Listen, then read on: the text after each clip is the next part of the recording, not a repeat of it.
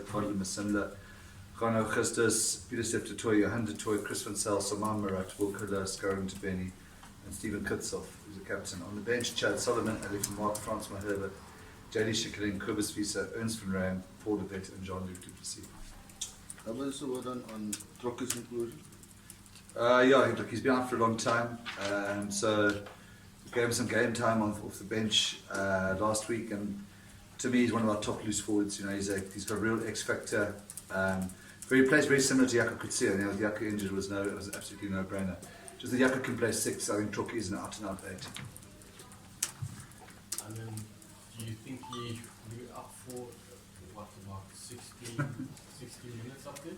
The paradigm around Trocky is that he's unfit. You know, but he's built, unfortunately. You know, he's got a bigger engine than people think. But that will probably, you know, I think any loose forward playing like he does of his build probably be around then. Yeah, I think it's a fair question. But he's got a lot more energy, a lot bigger engine than we think. Last week he hadn't played since in late August, and he didn't struggle at all. No, but the Lions have just announced that Lewis Roberts is playing after all. Does that surprise you? Does it make any difference to you? Answer to no, probably no to both. You know, obviously, rugby, it's obviously a great forward and a great Springbok, but you know, there's competition. It takes you a few weeks to get into it. We've seen it across the first few rounds, so it'll take him some adaptation. I'm sure they're trying to use it to make a big impact, but you know, he's also going to be met by coming off the bench Messrs. Herbert, Schikkeling, and Visa, so not too concerned, to be honest. How about you? Is it frustrating to lose continuity at 19? Yeah, I mean, to lose Herschel, but you know, we also know that at the same time that Herschel is not going to start every game of Super Rugby. He can't, in terms of it's a rugby protocol, and also, you know, we get injury to one, we have to build some capacity. So that's what's, you know, there's a silver lining to the cloud, and that is, you know, obviously exposing Paul and giving Cotton a start. So we're going to have to do it sometime. Next week we've got a hell of an important conference game like this one. So, you know, we are guaranteed that Herschel and Jaco are both back next week, so that's where this. The Lions also have a new song. Do you know anything about it? If you went filming. No. Alan Solomons used to have a saying, Alan Solomons, I wouldn't know the fellow if you're swimming my cornflakes. You know, was Alan Solomons, that was old Sollyism. No, look, we watched him the last few weeks. He's got really good service, and but we don't know, you know, it's obviously his first season, so we don't know too much about him. But just in terms of the game, what are you expecting and what have you seen so far from him? Is this signs, are the signs of the Lions that we know, or do you think it's going to be something different? No, I think it was hard to read too much into the game in Buenos Aires, and last week, you know, the hour before the game wasn't even on. The penalty, that's why the crowd looked even worse. So it was hard to read too much, you know, because they are a multi-phase team who played high tempo and very hard in the downpour. So I'm not being funny. We're literally unsure there's been a change. I don't expect, you know, from Akis to Swace, there wasn't any change in the DNA. You know, Kashi was the guy who sort of conditioned them for that, so I'm not expecting them to deviate from tempo, and probably given the strength of our pack, they might try and make us run around a bit, but we're prepared for that. Davo, we saw a bloke who's been doing particularly well for them is Tyrone Green, and over here I think last year in the Currie Cup there was one poor kick, and Tyrone Green scored a really good try. I mean, is that a guy that you think could be in this game a potential danger man, and just your thoughts on the importance of kicking well? Yeah, I think well, he did hurt us at Newlands last year. He changed the game with that break, which was a poor midfield contestable. And you know, I know that him and Bubus, they're sort of physical counter-attackers, if that makes any sense. You know, they'll try and do a tackle burst. So your chase you're almost on the chase, needs to sort of Constantina to try and get a double in around there. No, he's got X factor, as is Bubu Andries. So yeah, we're aware of that threat and preparing for it.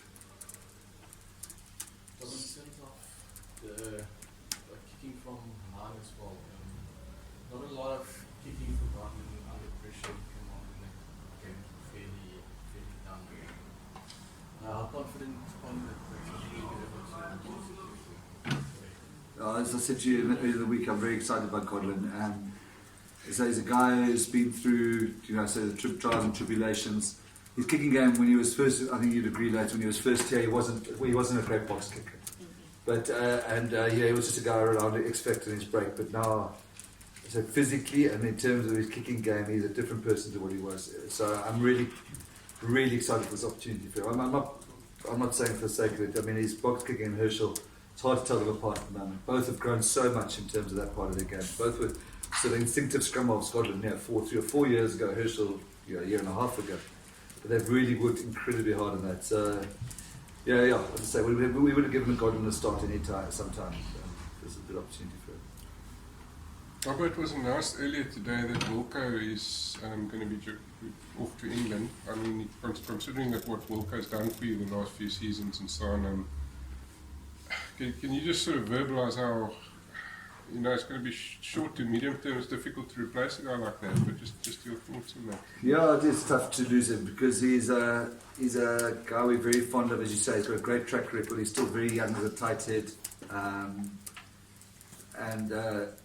But if you sort of know where Wilco's from, and in the broader sense, there's an opportunity he couldn't say no to, which is possibly, he didn't make the World Cup squad, and there's a chance for him to, he could get 9 years of professional, 9 or 10 years of France. They go to about 40, don't they? 12, 13 years of earning euros or whatever it is. So we couldn't stand in the way of him, given the numbers, and given the fact that you can't, with an incredibly quality prop like France Maherba and a quality prop and a quality individual and a leader like France, you can't go to Wilco and give him an assurance, because France is so good. So it was the right thing for us. We're releasing him as per the release to let him go, because we understand the way. We're so fond of Wilco. And rugby's not a sport where you can say, no, you must stay or anything like that.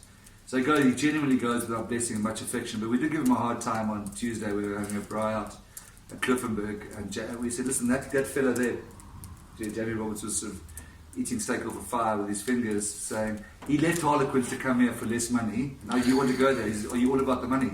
And he stormed off. So, no, it's a great opportunity for Walker. We can't give him guarantees, Stephen, around game time, but we are going to have to find the next one. That's my guess. Who are the next ones? Well, Netland for Shear's guy. He's a different sort of tight head, but we're working on what I think he needs to work on. But you won't get many more skilled tight heads in South African rugby than Netland. He's talked up by Matt Proudfoot. He's got 1 or 2 things to iron up in his scrumming. And it's product of, unfortunately, this unit behind Wilco and France. You just don't get the experience. So we want to back Wilco, Netland, and then there's a guy called Sazi Samdi who's a S21 prop, who we're also quite excited about. So it's quite a nice mix if you finish with that.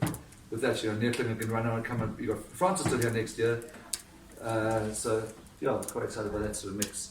It'll be hard to, as I said, it's the reason we let Carlu go.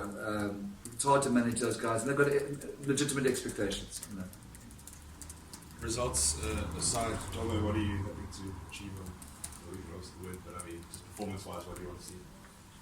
Obviously, the obvious knee-jerk to last Saturday is we want to see us attack with a bit more rhythm. Definitely want to see the same standard defensively. If you said, because I think we can set a competition marker down there. But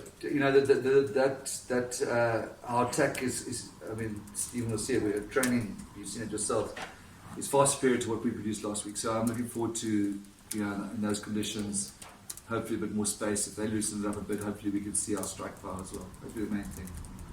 Okay, I'll ask both of you this question. I mean, it's quite a significant game in a way, in the sense of on the log position as well, and the fact that you haven't won there in 5 years. I mean, do you see it that way? Do you see this as almost like a sort of a, what would I call it, you go through a barrier because you haven't won away often in recent years either? I mean, do you see this as a special game because it will put you sort of quite a long way ahead of certainly the inland teams, and give you confidence? Yeah, I think a weekly prep, we definitely mentioned it, and it's something we're thinking about and trying to achieve is getting away from home victories as well, because as soon as you win away from home, your chance of making your own playoffs is so much greater. And it's definitely something we think thought about a lot this week and definitely want to achieve this weekend. So you're excited, I mean, it's a special game for you. 100%. Stephen, meeting a guy like Yanni du Plessis in the scrums, obviously very experienced veteran. You're expecting him to pull off a few tricks on Saturday. Yeah, I remember the last time I scrummed against Yanni, it must have been before 2015. Yeah, excited to actually see him on the field again and play against him. Definitely going to think he's going to come with some tricks and probably going to taught Carlo some tricks as well, so it's going to be interesting to see what happens this weekend. Stephen, you mentioned that you struggled away from home. What do you think was the barrier that kept you guys from not winning? And do you think that, especially with what's going on in the squad, and that you have what it takes this year to break the barrier? Yeah, to be honest, I'm not completely sure what mental barrier the Oaks had when it came to away games. Also feel like the last couple of years with the Stormers, we toured quite early and then we got a bad record on tour and then it almost carried over into the rest of the season. So this year we had two good home games. Teams didn't concede a point. We didn't concede a point against us, and yeah, so we can just take that confidence into this weekend. Trust our defensive structures, and hopefully get our rhythm on attack, as Dobbo said earlier, and hopefully we can get a good result away from them as well. So you give us a sense, Dobbo spoke about the defence and the 2 clean sheets in the first 2 weeks, but as a group of players, how much pride do you take from having, kept 2 sides out in back-to-back weekends? Yeah, definitely we take a lot of confidence out of it. I think that Norman's getting a lot of accolades and a lot of pats on the back from everyone in the whole squad. So yeah, we just have to keep it up and not disappoint the Stormers supporters and the people around us. So we need to keep building on this performance and keeping our defensive record quite clean and good. Delbert, do you look at the log at the moment, or is it just still too early? Just in terms of what you can sort of put a bit of breathing space. Yeah, look, interconference games we're acutely aware of. So this week is a lot. We've got 3 interconferences in a row. So we have the Bulls, got the Lions this week, and obviously Jaguars a massive one next week. So from that point of view, we look very close. You almost want to look at that log. 2 rounds, you can't 4 or 5. We can start getting a better picture of the overall stuff. Yeah, so I think it's I think it's a good reflection on this union or this team or this franchise. I was just talking to Mike before. The Bulls have lost from the World Cup final. I think 4 players. I probably got it wrong. Pollard, Echia, Lewis, and Dwayne. From that World Cup final, we were without 5. So it's not like everyone's written up that the Stormers are the best team because we kept all these guys. Truly, since the start of Super Rugby, Sears out, Herschel out, Spongy's out, Ebert and Damien left.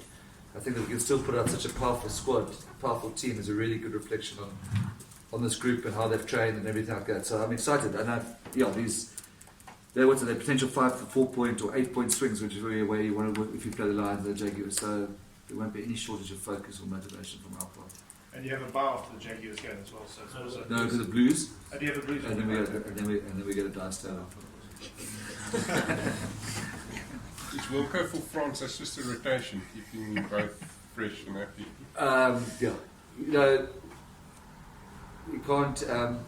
We can't sacrifice Wilco. Guys leave at the Super Rugby campaign is the most important thing for us.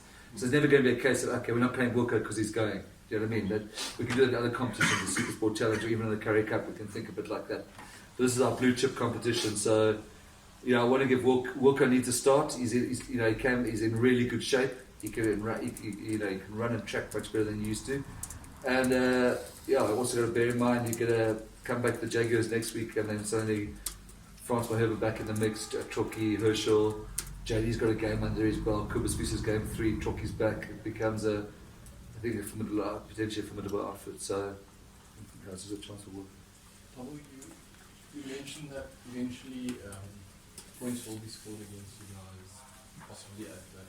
Definitely be scored at Ellis Park. Ellis Park. Have you chatted to the guys? 2 games under no points. But eventually, when a team scores, they will have their tail up. They were the first team to score against you guys.